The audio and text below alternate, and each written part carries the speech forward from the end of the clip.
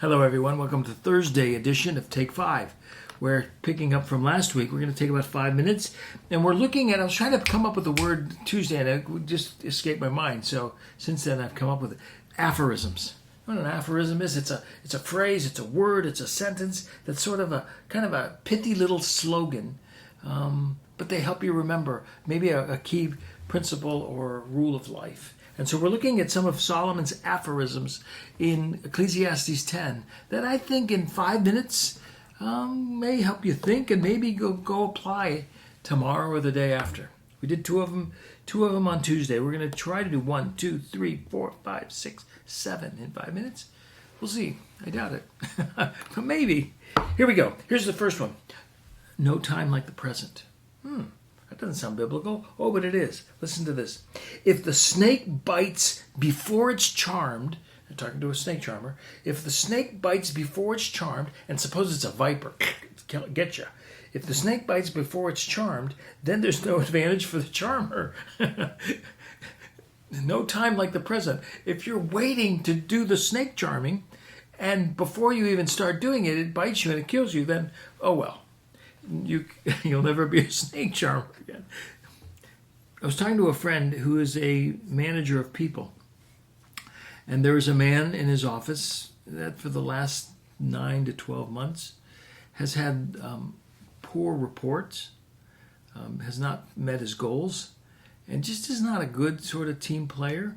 Now, this friend of mine that's a manager is a really good guy and takes very seriously his responsibility in letting somebody go. And yet, I read this, and I wonder if he waits too long, if the snake's going to bite him. In one way, shape, or form. Maybe with the other employees that work in the office, or maybe customers will see the bad performance and wonder why he's slack in dealing with it. I don't know. But in a sense, that's what this is saying. If the snake bites before it's charmed, there's no advantage for the charmer. No time like the present. What are you putting off? What decision are you putting off? Maybe at work, or maybe in a relationship. Maybe it's a relationship you should have cut off, but you let it keep going. Yes, no time like the present. We're not going to get all these done, by the way. At least not today. Here's the next one, and this is a really important one. Ready for this aphorism? Words matter. Words matter. Here's the aphorism, actually. The words from the mouth of a wise person are gracious.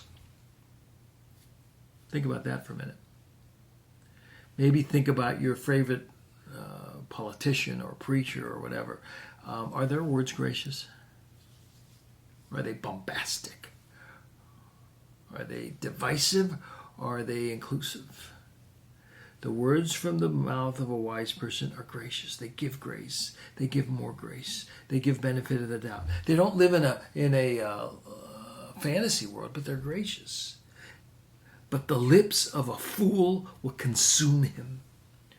Sooner or later, those foolish words are going to come back at you, at him, at whomever. Words, don't forget this, words matter. Whether it's the words that you speak to your husband or to your children, or if you're an employer to those that work for you, words matter. In a day where we are so image conscious, images are important too, but words really matter. Don't forget that. The words from the mouth of a wise person, I hope that's you, are gracious. Words matter. Hey, let me give you one more, and then next week we'll handle the other ones. Is that okay? Here's one more. Have a plan. Have a plan. Here's what he says. The struggles of fools weary them. The struggles of fools weary them, for they don't know how to go to the city. They struggle. They don't have a map. Remember the days of triptychs? They don't have a triptych. They don't have a GPS. They don't have a plan. How am I going to get from point A to point B? It's an important thing. Do you have a plan? Do you have a plan of how you're raising your kids? Do you have a plan of maybe you're in a career now and you're at point A and you one day want to get to point B? Do you know how you're getting there? Have a plan. The struggles of fools make them weary. because they don't know how to go to the city. Do you know how to go to the city? Do you know how to get where you're going? Now, in the context of all of this show, certainly scripture and character and prayer, all of those go into it as well. But you got to have a plan. I'm done for today. See you next week. We're going to continue with a few more aphorisms.